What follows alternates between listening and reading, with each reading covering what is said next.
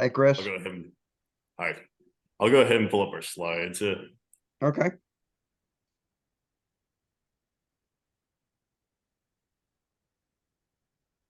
Okay. So we're with the Mizzou Space Program, and this is going to be our safety review. A brief overview of our team is we're a student-run, faculty-advised competition team and engineering organization at the University of Missouri-Columbia. We primarily compete in two competitions, the Argonia Cup, which is located in South Central Kansas. That takes place in late March, early April usually, and we did that last year.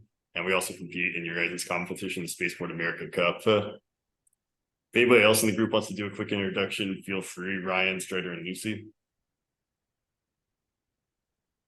I'll introduce myself. My name is Ryan Maluski. I was the Argonia Cup project manager this past year, and for the Spaceport America Cup, I'm the Avionics lead.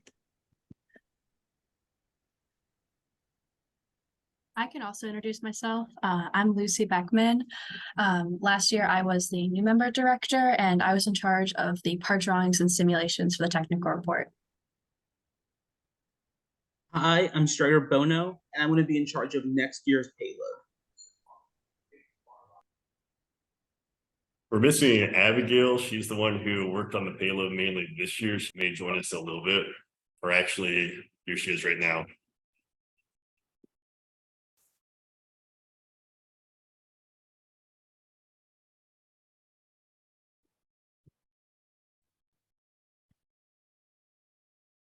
Good morning, Abigail. If you could do a quick introduction. Okay, hi. I was the president this year, and I'm now the payload for the Spaceport project. I'm a senior studying mechanical engineering, and I graduate in December. That's pretty much the core of our group who's present right now. We're missing a few people just due to their work requirements, or they might be traveling, but we're mainly the group that's done the most on this project. So moving into the rocket itself, we decided to name it this year Space Moped. This is kind of based off of the chancellor of our university writing around an electric moped. It translated into the rocket, but it's a 130-inch long, 6-inch diameter airframe vehicle. We constructed it out of COTS components mainly to save weight because of our SRAD motor, and it's slower than average thrust at the initial velocity. It weighs 65.365 pounds and has an expected apogee of 10,518 feet. Our concept of operations, we'll have a stage of powered flight for 5.7 seconds whenever the motor is burning, and it'll coast for 25.8 seconds after burnout. Our drogue is set to deploy at apogee with a redundant computer deploying a second later in case if there's an issue with the primary one. Our main parachute is set to deploy at 900 feet with a redundant deploying at 800 to try and limit the amount of distance we have to go whenever we're on recovery. As far as aerostructures go, as I mentioned before, we're using COTS airframes. The aft airframe is about 59 inches long. We kind of lengthened the rocket to increase its initial stability off the rod. We found that helped quite a bit. And we use 1/4-20 bolts screwed into epoxy nuts to attach the components that aren't moving, and 440 shear pins to attach all the components separating for charges. We have 4 fins on this rocket. Each one of them is attached with fiberglass tipping process as well as clearly thick epoxy fillets. We go into pretty good detail in our technical report on that. We can also talk through the procedure if you'd like. For our avionics, our primary flight computer is the MissileWorks RRC3. Our secondary flight computer is a Perfect Flight Stratologger. This is the same setup we used last year. We didn't have any issues with it. Both of them performed perfectly. We haven't had any issues in the past using these systems, so we're hopeful that we'll have the same results this year. As far as GPS goes, we're using a featherweight GPS tracker system, which has an adjustable frequency. So this can be changed at the actual event itself to accommodate other teams' needs. Since I know a lot of teams used them last year, we had to share it with multiple other groups, but that can be adjusted as needed.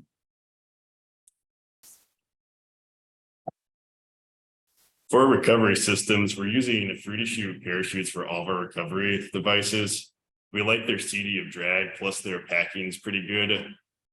Our drone's going to be a 30-inch elliptical parachute that gives us 1.55 CDs. And it gives us a descent rate of 85 feet per second.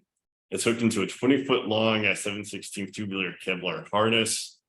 Our main is an 8-foot elliptical parachute that gives us a descent rate of 24 feet per second once it's been deployed.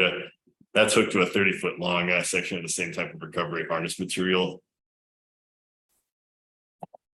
I'll let Abigail talk about the payload since this is kind of her baby. She's done the most work on this. Yeah, so we got this idea from a professor at a university, and the experiment is to demonstrate the effect of gravity and acceleration on the vibration frequency of beam structures. So if you look at the Fusion 360 render in the right section of the slide, you'll see that there's these two beam structures right there. One of them has two blocks on the top, and that is so we can determine the effect of mass on this as well. And then we have a control accelerometer, which is on that top plate, and then our electronics are on the bottom section. The payload enclosure plates are made of 6061 aluminum, and then the experiments themselves are made, or the blocks are made of aluminum as well, and then the strips are made of shim stock. And everything was water jetted or machined by one of our active members, and it's contained in the nose cone. It threads onto a bolt that is through a bulkhead in the top section of the nose cone. And we did this to eliminate the need to add extra mass to increase the stability of the rocket.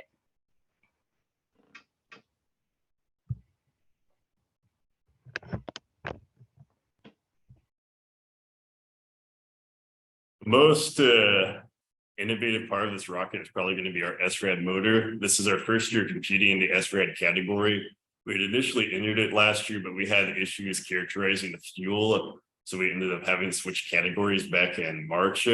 But this year we had the recipe dialed in towards the beginning of the semester and just conducted tests that ran pretty much up into January to confirm that it was working as it should. But it's an APCP based propellant using aluminum powder. ProPep was used to characterize it. We got the recipe initially from our team's mentor, Dr. Mark Grant, and modified it a little bit. But that's kind of our starting point with it. And then we tried to adjust it to suit our needs a little bit better.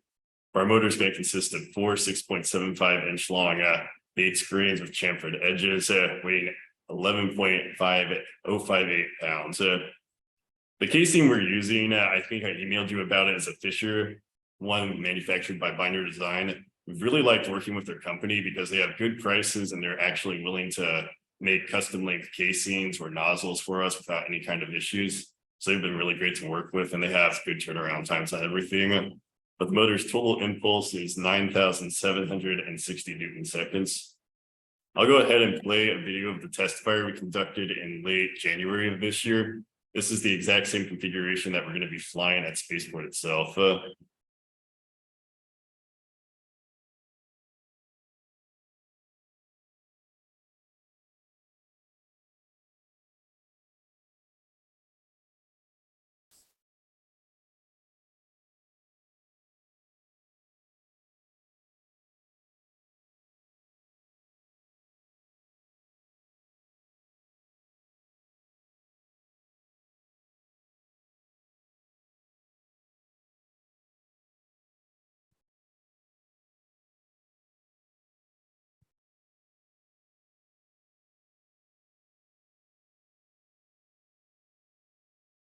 All of our motor testing is conducted at our university's remote test facility. It's located south of Columbia and is a pretty isolated area.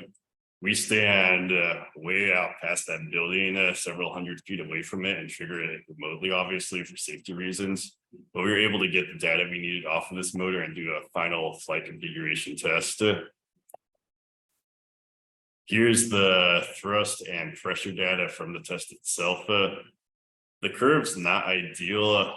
We've been attempting to increase the initial thrust to help our off the rod velocity, but we were never able to fully achieve that. By adjusting the nozzle throat diameter, it basically affected the burn of the motor without really helping our initial thrust. So we focused instead on optimizing the stability of the rocket, which is able to maintain 1.5 cals of stability and 10 mile per hour winds without any issues. As far as our flight predictions go with the motor we're flying at, We anticipate a maximum acceleration of 8.26 Gs, maximum velocity of 899 feet per second, rail departure speed of 65.5 feet per second, and a liftoff thrust to weight ratio of 6.08 to 1. Go ahead and turn it over to you for any questions you might have for us. I can also walk around with my phone and give you a visual of the rocket if you like. Let's stay with the slides for a second. Okay. Go back up to your very last slide. As you know, your thrust to weight's a little bit on the low side. What wind did you use? What speed of wind did you use for that thrust to weight? For the rail departure? Rail departure was done with, in this case, we've done it with 10 and 5 mile per hour winds. I usually use 10 mile per hour winds because I feel like that's more accurate conditions out there with the temperature and the altitude set. Okay, so I missed what was the wind speed for the 65? The 65, I think, was done with 5 mile per hour winds. I can rerun it with 10 if you'd like. Have you run it with, say, 15? Biggest issue with that is we drop below 1.5 cal. We're still above 1, but it does hurt our stability a little bit.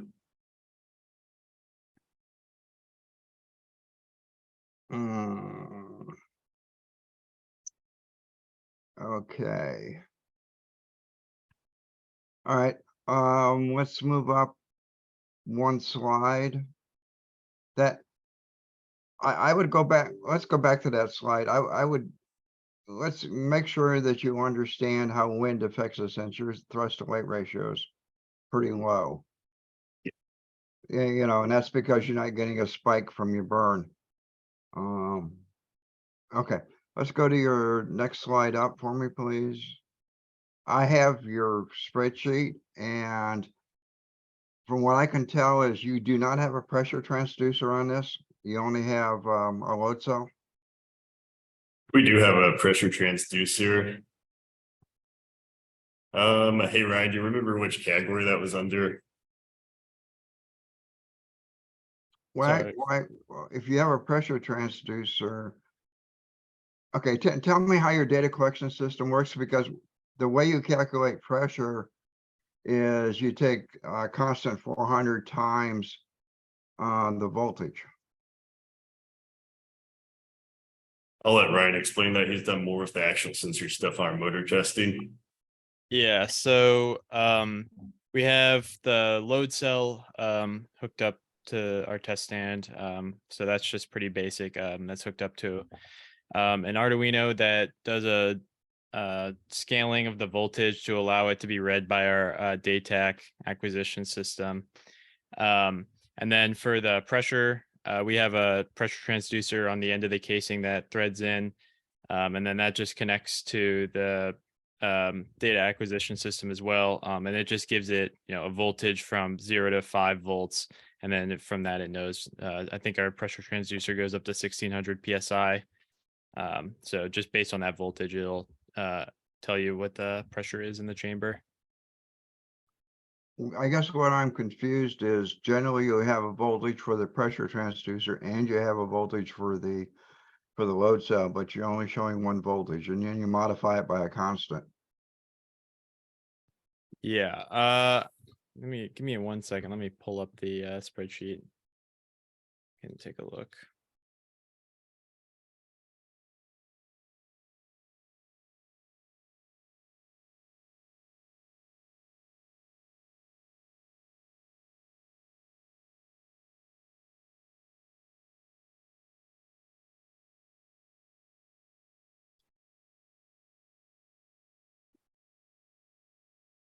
Okay, so I see what you're saying. So for the thrust for our data acquisition system, that's just the voltage translation is done automatically by our DATAC software. But for the PSI, that just gives it a voltage, so we have to manually do that calculation. So that's why that's done in the spreadsheet. But for the thrust, it's not shown because it's done implicitly. How'd you come up with 400? 400 for what?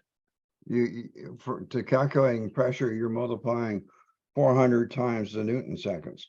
That constant 400. Where'd that constant 400 come from? Give me 1 second.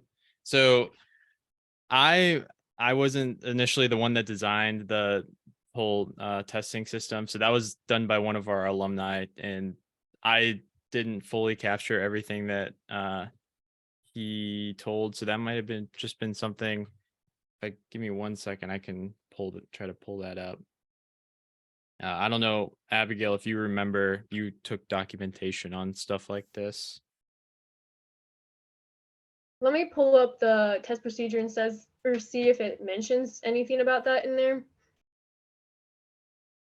I'm sorry, Abigail. Did you catch the last thing I said?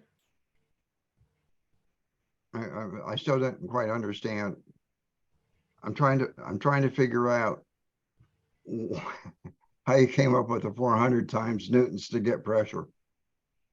I'm gonna pull up the procedure that we wrote in January to see if it mentions anything about that. But it honestly might be the best question for our alum who initially came up with like the spreadsheet format and the data acquisition. Okay.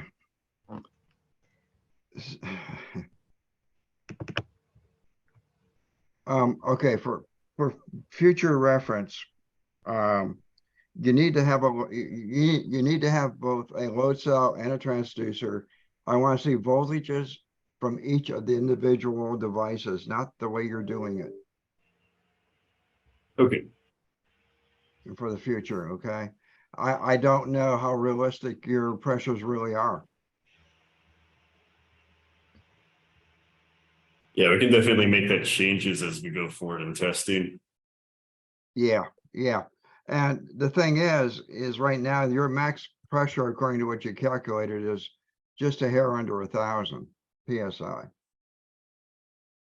Which is fine for those cases. And by the way, Fisher is an excellent source for cases and nozzles and closures, and he's very easy to work with. Sometimes a little flaky, but easy to work with. And anyway, my team also uses him too. So yeah, we've been really happy with the products he sent us. Yeah, he's a very quality machinist. They're a lot sturdier feeling than any Aerotech or Cesaroni one, just because the walls are so much thicker. Yeah, well, that's there's something called mass fraction, which wall thickness kind of kills you on, but depends. Okay. Like I say, I want to let this slide through like I did in the initial. But guys, really need to see both, and we need to see them individually. Okay. There is another way of calculating pressure. Based on the throat, the old equation, thrust equals pressure times the area of the throat. So you can figure it out that way also. So I don't like seeing a constant of 400 and not being told how that constant was derived, where it comes from. So all right. I would like I say, please go back and run your sims with 15 and 25 mile an hour winds. Have that in your hip pocket. Because the winds there don't very often stay at 5 miles per hour. They're usually a lot breezier than that, and you could have severe weathercocking. So be aware of that. Okay, let's go up a couple of slides up to where the nose cone is at. Yep, exactly where you're pointing. Now I'm a little confused. Okay, so Abigail, this is a curiosity question. It has nothing to do with the review. It's been Russell's curiosity. Your accelerometers I see them mounted on the bays. Mm-hmm. So, accelerometers need to be vertical. So which ones? So when this thing gets tipped, the accelerometers are in a vertical orientation? Or am I missing? These can be horizontal. I believe they're 3-axis. We used these in our payload last year. Okay, all right. The payload guys, though. Oh, and I guess the other question I've got is, it looks like from the diagram we got there, which is great, that it is fully secured, that it's not going to come out of that nose cone, right? Yeah, yeah. It is. Okay. Tinker up a couple. Let me see here. I really liked your avionics. I think that's it for the slides. Okay. So can I see the rocket? Yeah, let me go ahead and pull this up real fast on my phone. Okay. And if you can close your slides out, that will make things more visible. I just wanted to say real quick, I just got off the phone with our alumni, and I can give you some more info if you want about the testing procedure. That would, I think, well, at this stage of the game, I don't think I really need it. Yeah. But what you need to do is file that away so that next time around, you can, you use it for reference material. Again, I really want to see 2 independent voltages, not a calculation, so. Okay, I've got the video up. Okay. Nose Yeah. cone. Looks like standard wildman tubing. It is.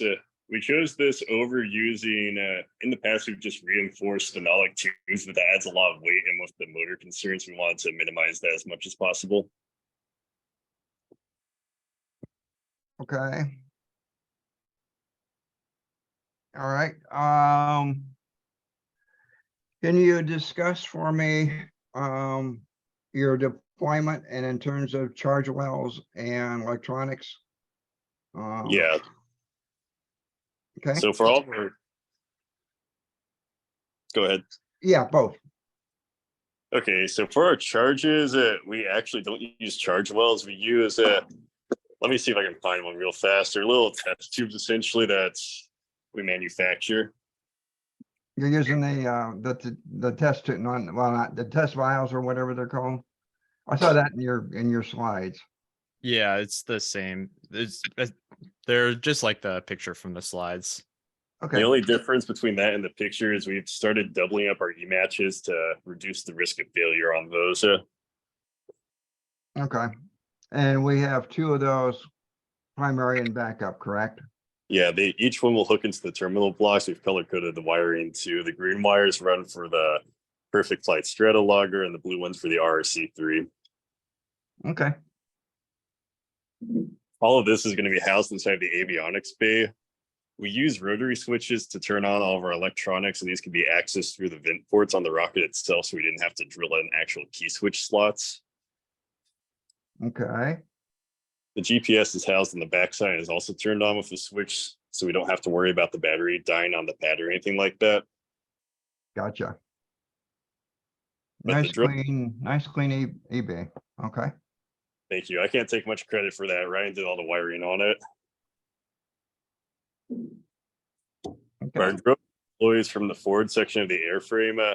So the nose cone and payload bolts directly to this section right here through these slots. They're epoxy nuts mounted on the inside, and 1/4-20 bolts hold this in place. So the separation itself takes place right here. There's a 6-inch long section of coupler that is epoxied into this section of the airframe.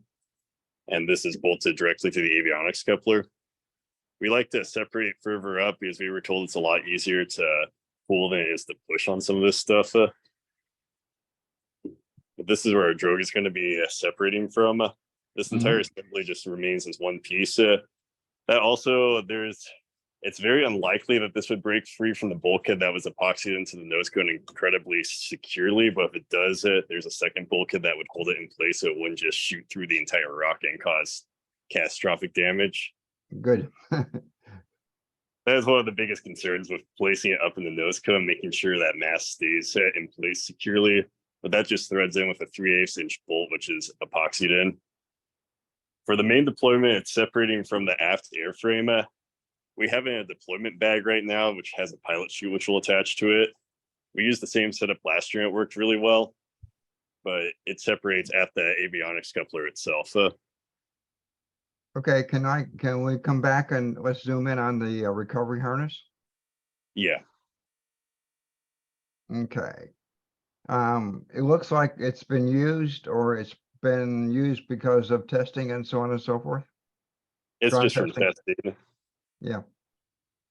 Okay, just a fair warning, go over that cord really close, make sure there's no burn spots. It's not ragged, et cetera, because when you go through the final safety check, that's one of the things they'll be checking is for frayed cords and so on and so forth. So just make sure you got good, clean cord. Okay, Okay? Come back around, show me your motor retention on the back end. yeah, our motor actually, the eye bolt that the aft parachute attaches to is what the motor retains in it. Okay, Thread the casing into place and that holds it.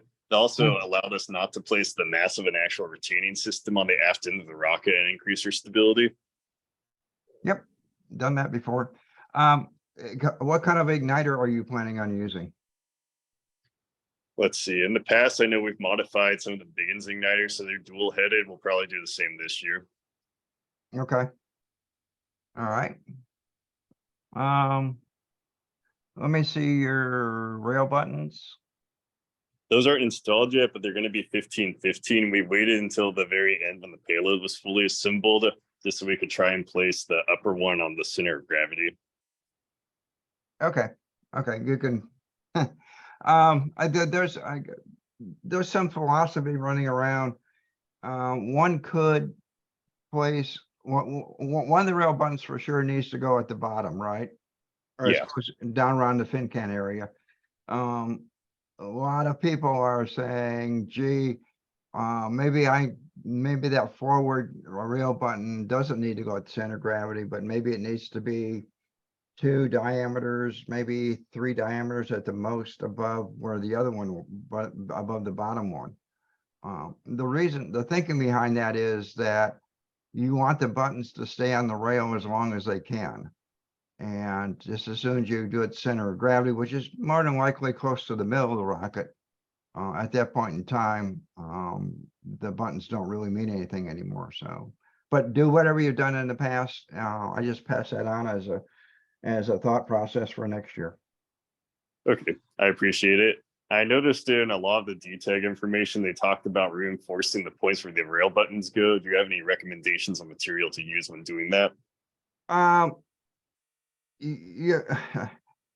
What I have done in the past is, since you're using the Wildman fiberglass tubing, which is what I use a lot of, I'll make the hole slightly smaller, thread it in, and if, like, for instance, at the bottom of the fin can down there, I'll put some JB Weld on it, Okay.